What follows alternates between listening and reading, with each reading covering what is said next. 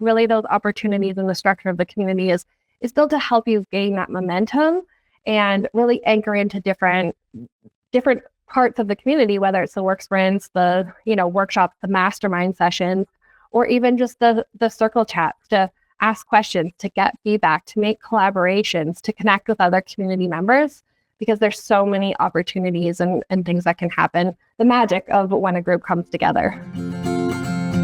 Welcome to Go Get Great, the podcast for aspiring entrepreneurs and ambitious small business owners. I'm your host, Brittany, owner of Brittany Miller Socials and mother of 3. Go Get Great is all about helping you make life and business work together. You'll learn about the fumbles that helped get me and my guests to where we are today so you don't have to make them. So come join the journey with Go Get Great.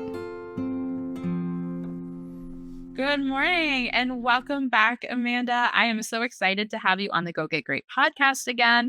In case you guys missed it, Amanda and I chatted a while ago about launch strategies. So I'll link that one in the show notes in case you missed it because it was pure gold. And I'm sure today's conversation will be as well. So before we get too crazy, in case people haven't met you yet, Amanda, can you introduce yourself? Yeah, I'm Amanda Wilson-Ciocci, the founder of the Monarch & Co. I'm super excited to be here. As Brittany said, I love talking about launching. I love talking about momentum, community, writing, publishing, all the things. So I'm super excited to be here on your show again. Yeah.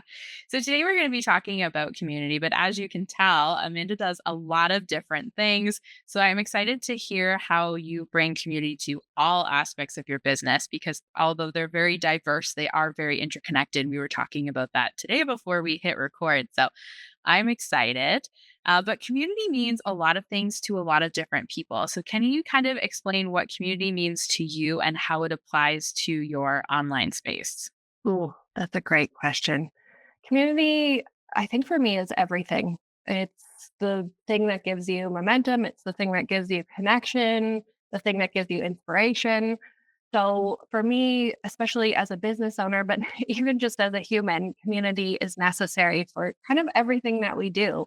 It's lonely to go this journey alone, life or business. So community really is a game changer for everything. For sure. So you have obviously been in business for a little while. When you first got started, what was your plan? What was your community like versus what it's like now? Because I've had the pleasure of following you for a little while and I've seen it evolve, but there was a period of time too where I hadn't connected with you and I don't know what things were like in the beginning. Well, that's a great question. So in the beginning, I really started working one-on-one with business owners. So really starting as that, service provider, helping people build, grow, and scale their businesses one-on-one. And from that evolution, really looking at, how to stop trading time for dollars and how to impact and help more people. So that became a group program. So really looking at how am I helping clients one-on-one and how can I do that in a group? So we did that through Monarch Business Academy, helped entrepreneurs in group settings, which was kind of the start of that community building of realizing, wow, there's some magic that happens in groups and there's some magic that happens between people when they see what's possible in someone else and they see what others are doing and inspires or makes changes or challenges. So it was really fun to see how those containers helped business owners. And it was from that container that the entrepreneurs going through that program said, can you build a community? How do we continue working with you? We want to stick together and continue building that momentum, which then launched the Mementum community to bring entrepreneurs together so that they could build, grow, and scale and move through those phases of business in community together so that we don't have to do this journey alone. Which is amazing. I've been in the Monarch community since it started. So a little over a year, but not quite a year and a half, I think, right? Yeah. Yeah. So tell us a little bit about what your community looks like now for anyone that's interested going, oh my goodness, I need community. I need accountability and momentum.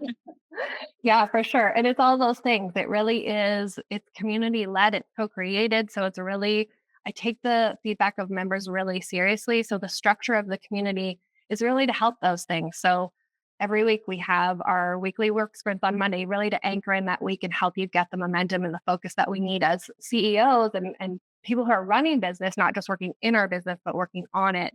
And then we have, our guest speakers that come in. I'm all about education. I used to be a teacher, so always interested in lifelong learning. So how do we provide those opportunities where we can be learning about something either that we know about or something new and learn it in a different way? Mhm. So educational opportunities and then really accountability. Once we put something out there, being accountable to yourself, but also to the group and saying, this is what I'm dreaming of. This is what I want to focus on. This is what I want to achieve. Hold me accountable and help me get this done. Mhm. So really those opportunities in the structure of the community is built to help you gain that momentum and really anchor into different parts of the community, whether it's the work sprints, the workshops, the mastermind sessions, or even just the circle chats to ask questions, to get feedback, to make collaborations, to connect with other community members, because there's so many opportunities and things that can happen. The magic of when a group comes together. For sure. Yeah. And I have so many questions about that, and things that I want to share about what I love that you do in your community. But for those people that are listening, I think it would help them to kind of put it in a frame of reference of like when is a good time to start a community project like this? Because I see what you're doing and I absolutely love it. But looking at it, I'm like, I don't feel like I have the time for that. And I'm like almost 3 years in my business by now. Like when I first started, I'd be like, oh yeah, like definitely by then I'm gonna have like a group, like some sort of membership, some sort of community. But now being here doesn't feel realistic. So like how do you know when the right time is? Oh, that is a great question. Um, For me, the answer for me personally was again led by the community. So I had the voices and entrepreneurs saying, can you create this? Can you build this? What could this look like? And so it was really responding to the needs of the people that I was already serving. So at Mhm. that time, it was just like we do with market research. We ask the questions and we get the feedback. What do you need? What would be of value? How can I better serve you? And this really came from that opportunity. So instead of me creating a community based on what I wanted or what I thought could help. It was really creating a community based on what the entrepreneurs in my community, essentially, or my audience, were asking for. So it was more a response to what they needed and what would be of value to them. And I think that's a really great place to start because we can get, shiny object syndrome, get super excited about the potential of memberships and building communities, but there's a lot of work. It's a lot of moving parts. You really have to show up and serve them and get excited about it. I would Mhm. say don't just create a community to create a community. Join one first. Make sure that that is something that you really love to be a part of, that you love contributing to, that you see the value of it, Mhm. and then see if that's something that fits for you. Do you want to create a community? Is this something you want to hold space for? And is it something that your people want, they need, and would value? Mhm. And I think that's so important too. And I was speaking at a networking event actually last weekend. This is a tad off topic, but the topic of the conversation was failure and like normalizing it. So we had 5 guest speakers get up and share a 5 minute presentation about something they failed at in their business, and it was fabulous. I loved it. By the way, that would be a great topic for like one Oh, of your good. events. But kind of the overarching thing from all 5 of those presentations was how important market research was and like knowing your audience, but also asking your audience like what they need. And I see you do that so well in the community. You're constantly offering up opportunities for us to give our feedback and share suggestions. And I've seen you implement a lot of it, which is incredible. And you guys will have seen that too if you follow Amanda on social media because she talks about her launch accelerators. And when she does them, the topic of the accelerator changes based on who's in the community and who's looking to do certain things. So the first one I think was just like a general, whatever you need to launch. And then you did 2 lead magnet ones. And this one's a course launch accelerator. Yeah. Mhm. Yeah, absolutely. And I think what you're saying is so, so, so valuable and so key for everyone to listen and really hear because we can ask questions, but the actual magic, the actual gem is really listening. So, listening to what your market is saying, listening to what they're asking for, and then responding. Because as creative entrepreneurs, and I'm one of them, I get really excited about creating. I want to create things, I want to do new things, I want to add value. Mhm. And that's not always wanted or needed. So it's really market research is that opportunity to ask those good questions and say, hey, what are you struggling with right now? Or what would be helpful? Or how could I help or make this more valuable? And Mhm. then really listen to those gold nuggets to then create something. Use your magic, your creation, your genius zone to make that opportunity happen. Mhm. Which is awesome. So, how long on average would you say you spend creating this opportunity and this community for people, like how much time does it actually take to manage it in a given week or month? And I know it flexes, but That's a great question. I would have to do a time audit on myself to right. I tell everyone else to do time audit, so I'd have to do a time audit. It's definitely a few hours. I mean, so starting the community, a lot of foundation work goes into building. The first year was really our beta launch. So how do we run this in a way that we're testing, we're tweaking, we're changing things, we're adding things, we're removing things. So Mhm, that first year, I would say there was a lot of time put into the community based on what is the structure that we want to operate this in? What do I get lit up about? How do I get lit up about showing? How do the members get lit up about showing up, contributing? So that first year was really our beta year of testing out what things worked and what didn't work. So a lot of hours and time went into that. And then the second year, really kind of honing in on, all right, these are the main pillars of the community. This is what really gets the momentum. This is what the members really value and love. And mhm, so we have that system built, which is great. And so now it's, you know, doing the things that you have to do in any community, engage and show up and hold people accountable. So mhm, it's probably I would literally have to do a time on it to tell you a few hours a week for sure, but we also have, a team to help. So we have an operations manager and a community manager to help with the support inbox and to help, add resources to the community and kinda help with those automations that happen week to week. mhm, But definitely, for myself, it's showing up a few hours in the community, hosting the live calls, doing the work sprints, running the launch accelerators. But yeah, it's all things that I get super lit up and love doing. mhm. Which is good because that makes it so Mhm. much easier to do. But starting a community, I just kind of the point I wanted to drive home with this is it's Yeah. not something that should be done on a whim. Like it has to be a very intentional effort that you plan to stick with for an extended period of time because it is like offering a service to a bunch of people on a continuous basis. Yes, and thank you for saying that. And it really is. So when I first launched this community, for the year previous, the members of Monarch or the Monarch Business Academy, the ones who had gone through the program, were asking for community. And so for Mhm, that year, I was saying, no, no, not yet, because I had run communities for other clients. I knew sort of the behind the scenes of they are a lot of work. It can, if you structure it in a way, it can feel like you're on a hamster wheel, right? Of content creation, of the things that you're doing. But the key, really, in any sort of community building is create something that you love, create something that you love showing up for. You don't have to do it like everyone else is doing it. You have to do it how you want to do it and how your people will value and get resources and momentum from it. So, or at least that's the case in the momentum community. So mhm, really looking at, how to build it in a way that works for you, but definitely go into it knowing that it's a big thing to create and hold space for. mhm. For sure. Yeah. Okay. So, another question that I feel like rattles around in a lot of people's heads when they're considering things like this is okay, well, we've decided that maybe now is the right time, but when is the right time to monetize? Do you start that right from the beginning? Do you offer it free for a while and then add a monetization strategy after? Like, I feel like a lot of people have like free Facebook groups that they use for a lot of lead generation. And then some of them either want to start a separate community or they want to transition that page into a paid community.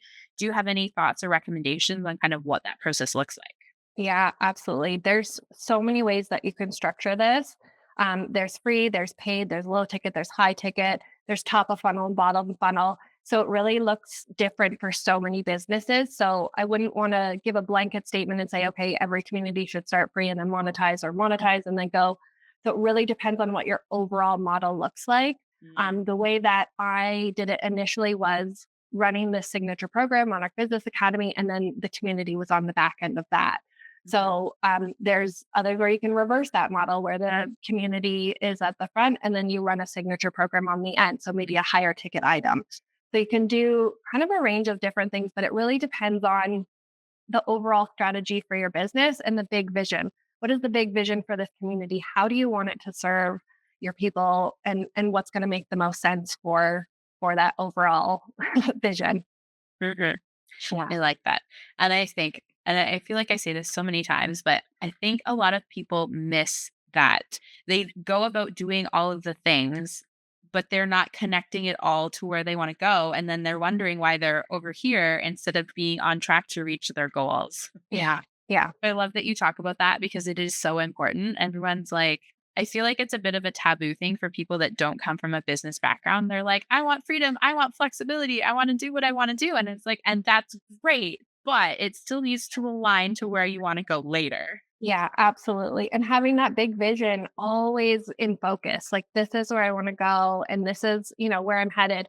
So what makes sense to that? So that as a creative entrepreneur, I call it the octopus arms when you're about to add on another octopus arms, whether that's like a product or a service, does that make sense to the head of your business? So does that get you one step closer to your big vision, or is it going to be a distraction, or is it going to put you one step back? So really making sure that whatever you're adding, whether that's a membership or a signature offer or low ticket, high ticket, doesn't really matter, really makes sense to what that big vision is for you and really looking at kind of that future goal.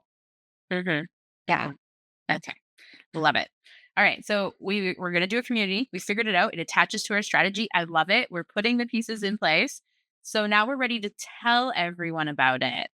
Thoughts and recommendations for that, because in my mind it's like launching anything else in your business, but I feel like not everyone sees it that way or plans for it in that capacity. And I've seen you kind of, and I think you have an open cart, technically speaking. People can join your community at any point in time, but you have specific launch phases that you go through at designated times of the year.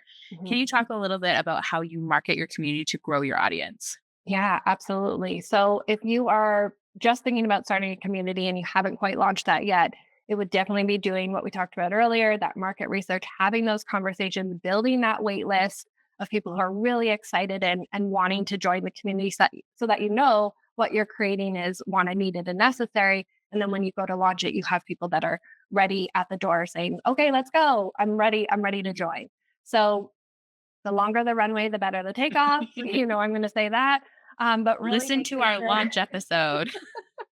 exactly, making sure that, because you're spending so much time putting all these pieces and doing this work, that you are making sure that runway is long, that you are using it to tell people and have those conversations, because you don't want to be doing all of that work and then not have anyone that's interested, or, the one or two conversations that you had. You really want to make sure that there is momentum behind your launch. So longer runway, having those conversations, building that wait list so that when you do open the community, you have a community to offer that to. And Mhm, then once you have the community open, there's different structures. You can do a closed community. So some people do that where it's closed and it opens once a year or twice a year. For mhm, me, the model, because I'm about helping entrepreneurs gain momentum in their business, I want them to gain momentum at any time they need it. So that card is open, as we say, meaning that a member can join at any time throughout the year when they need help, when they want resources and accountability to gain that momentum. mhm, And the way that I draw new people in or bring attention or brand awareness to that is through launching, because that's what I love, mhm, and doing the business and launch accelerators. So whether those are the list builders that we do, and I run those 3 times a year. So usually one in April, one in June, and then one in September is usually the bigger one. mhm, So we sort of run those kind of bigger business and launch accelerators in the community to kind of bring awareness to those and help everyone gain momentum, whether you're in the mhm, community or not. But that's building awareness and kind of launching during those times. mhm. Yeah. Awesome. And then for your community, I think kind of one of the other big decision making pieces is payment structure, like month to month versus annual memberships. Now, I know you have both options, but how did you come to decide that was the best fit for you? Yeah. So again, conversations. So that was part of the market research that I did. And one of the questions that I asked was, what would be a no-brainer price for you that you would see in your statements and get lit up about and just say, oh my gosh, I can't believe I'm getting this for this. I just wanted it to be an absolutely no-brainer decision or that felt super exciting. So the way that we structured that was basically asking for feedback of what that pricing model would be, and Mhm, we price it according to what the market research said. And really making sure that with memberships, and a lot of people don't know this, the average retention of a member is 3 to 6 months. mhm, And typically it sits in that sweet spot of 4 months. So you have to look at, if you're pricing a membership at a lower rate, let's say $20, $40, and the average lifespan of a member is 4 months, then, you have to look at those numbers and if that makes sense for you and your business model. Mhm. For Momentum, we have two ways that we look at this. A member comes in and they commit to a year. So the year is 1333. So for 1333, you get access to the community for a year, which is amazing. It gives you momentum. And it's really about that. So we want to make sure that the members coming in are really committed to their business. They're committed to the vision, that they want to gain that momentum. They want to hit that next level, whatever that next level is for them. And Mhm. so sticking with it, joining the community and being in the space for at least a year so that you can really make those big moves. And that's 4 quarters in your business. So making sure that we're kind of seeing you through those and helping you support the journey. Mhm. Mhm. I love that. That was actually my next question. Like, what is the average community retention? And then, so I guess the follow up question to that is, will you have people commit to a year right from the beginning? So obviously, it's not an issue you face, but if you were starting your own community again and it was more of like a month to month model, how would you encourage retention and engagement past that 4 month mark? Yeah, great question. So there's a lot of retention strategies you can use to implement inside of a membership. Some of them involve, dripping content. So if you're looking at a month ahead, then maybe you would drip content the week before to say, here's what's coming up next month. We have this guest speaker, we have this mastermind session, we have this topic coming in. So members are excited about the next month that's coming. So really making sure that you're building momentum, anticipation, excitement for what's ahead, not just what's happening in the community. So looking at that as a retention strategy. Mhm. Another retention strategy is really you can gamify it. So you make things exciting or fun. You can do challenges. We run those sometimes in the community. You can also do accountability or celebration. So member spotlights, things like we do inside Momentum. So Wednesday wins, Friday fails. So really things that anchor in different points that help to build that connection, that accountability, and get members to show up and engage. Mhm. I love Yeah. it. And those are some of like, I'm not going to say the best features of the membership because your whole membership is fantastic. But for someone like me who's really busy and doesn't always attend all of the events, I like the ability to just like pop in really quickly and still stay connected by just commenting on like the Monday, Wednesday, Friday chat threads. And I like check and see what everybody else is doing. And it feels, I mean, it's kind of like a social media feed the way that you've structured it. So I scroll through and comment on what everyone's doing and cheer them all on. And then I'm back off to do what it is that I'm doing in my business. So I really love that. And you definitely have built in a lot of engagement features that way, by the way. And I love, like, you are a busy entrepreneur. We all are, and you have kids and you're engaging. And it speaks to the heart centered people who are in this community that are here to contribute, that are here to engage. And that's really one of the core features too. And something that I'd love to give your audience is really making sure you have core values for your community. Mhm. So and share those core values when you onboard members. So you can say, hey, this membership is about quality. It's about giving and taking. It's about, showing up and sharing and being vulnerable and being here for growth. So making sure that whatever those core values are for you, that's shared with the community members so they resonate with that as well. Mhm. Yeah. Okay. I think I have like one more really big question for you, and Okay. I'm curious how you answer this. So, one of the things that I have struggled with in everything that I do in my business is like, what is forward facing and what is like, behind the curtain, included in the membership, like membership only, course only kind of content. How do you balance that? Mm. Okay. So would an example be, and maybe this is, yeah, so I'll just ask the question. Would an example be like forward facing or what is accessible inside of the community is the launch accelerators? So is that what you mean? Yeah, like what do you kind of share? More so, I guess this is for courses, but like some of the community content too is like what do you share on social media for free? Anyone can like look at, use, implement in their own business versus what the like differentiation is for people that are like, okay, no, I'm ready for like a monetary commitment. I want to be in the community. Now, yours I know is more community focused, whereas not everyone's is. A lot of them are like educational membership retainers. Mhm. But I was curious what your thoughts on it were. Yeah, I mean, I think you're going to get different things from for different purposes. So I am all about sharing what you know, so not holding back that information. So even in a course, if you're sharing kind of hot tips for creating a launch strategy, share those tips. The more people that know, the more people you can help, the more people that have that information. And Mhm. then what they're going to get inside your community is access to you, access to the knowledge, access to, a deeper learning. You can only give so much, say, on a social media post, but giving those tips, here's how to build a great launch strategy, or here's what you want to include in a mini course, right? So sharing those tips and not holding that information back, just like you would on a webinar. You're going to share that information. And then Mhm. the opportunity for those people is to join the community and go deeper with you in that learning, ask questions in real time, connect with other people to say, oh my gosh, hey, we could collaborate on this, or oh, I never thought about it that way. I'm going to try what you're doing in a different way.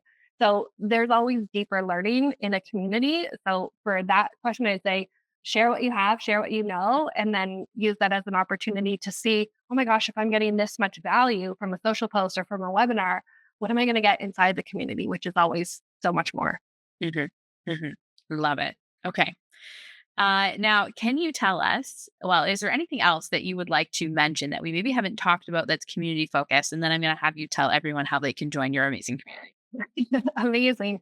Um, Gold nuggets. I mean, I really think that the core values is big. So I dropped that little gold nugget there, but really looking at building something that if you're thinking about building a community, build something that you get excited about. Make sure that it aligns with your big vision, your core values, and yeah, you get excited about it. You get excited about the way that it helps, the way that you can show up and serve, and really make sure that that is in alignment with the big vision that you have for yourself and your business. So definitely take that as, a starting place if you're looking to start your own community. Mhm. And for joining a community, kind of same thing. Look at the core values, look at the members in the community, look at how you want to contribute and show up and what the impact of that is, and find those communities that, make you feel really good and want you to show up and all the things that we do inside Momentum. Mhm. Makes sense. Okay, I thought of one more question when you were talking. Yeah. Um, I'm curious if when you were putting this together and as you've been like testing it, if there was any like mistakes that you made or things that you would do differently if you were to launch another membership in the future and like what you kind of learned from the process. Oh, yeah, that's a great resource. Okay, Brittany, gold nugget there. I'm going to create a resource, that's so good. Mistakes along the way for sure. I mean, we would test things out and it would be a complete flop. We really tried doing like an accountability group um Mhm. at one point where we separated the groups and we tried to match people up, and then it turned into kind of a big mess. And now instead of that, we have one accountability circle where everyone contributes to that and we all post and comment on what we're holding accountable for the week. So that actually gave people a lot more momentum, a lot more engagement. And so Mhm. that was a success that came out of a fail of, okay, Mhm. this system isn't working, but this system is. So really streamlining and bringing it into one. Usually it is whatever is simple is best, typically, Mhm. especially in these kind of things, like, keep it simple. The main thing you don't wanna have when you come into a community is and a course is have it be overwhelming, right? You don't it's like, what's the simplest way to gain the momentum, to connect with other entrepreneurs, to get access to the resources? So really keeping it simple. So I'd say, we tried to do a lot of things in the beginning and really trying to scale it back to say, okay, what's needed, valued, wanted, and Mhm. then create those things and test it out and tweak. So again, just this past summer, we tested out the mastermind session. So Mhm. we said, okay, we're going to test this out for 3 months, see if you like them, see if you enjoy them. Is this something that brings value to you? And it Mhm. was, a gold nugget. It Members was. are It loving was. them and we kept them. So now we once a month we have the mastermind session. So I'd say definitely like test and tweak and know that it's okay to fail throughout the process and get that feedback from your community and use your community for that feedback and really listen because they're going to tell you what works, what doesn't, and how you can make it better. Mhm. Wonderful. Now, if anyone wants to become a monarch, how do they join your community, Amanda? Yeah, I mean, you can join. I think you'll pop a link in the bio. So definitely Monarch Momentum is the community. You can join through that link and join anytime. As Brittany said, we're open and it's all about gaining momentum and Mhm. connection in the community. So you don't have to do this journey alone. Yeah. It's been an incredible experience being in the community. I highly recommend it. Lots of friends have come from it. Lots of clients too, actually, not the purpose of it, but Love it. but I do love that as an added bonus. So Thank you so much for being here and sharing your wisdom and your community with all of us heart centered entrepreneurs. Amanda, it's always a pleasure chatting with you. Thank you so much for having me. All right. And thank you to everyone who's listening. We will see you again next week on the Go Get Great podcast. Thank you so much for tuning in to Go Get Great. I hope you found some useful tips and tricks that can help you make life and business work together. If what I said resonates with you, please share it on social media and don't forget to tag at Brittany Miller's socials so that I can celebrate you for taking those first steps towards achieving greatness. Remember, success doesn't happen overnight. It takes dedication, hard work, and a lot of spirit. So don't be afraid to dream big and go after what you want. Keep striving for greatness. You get closer with every step forward, no matter how small they may seem. Until next time, go get great.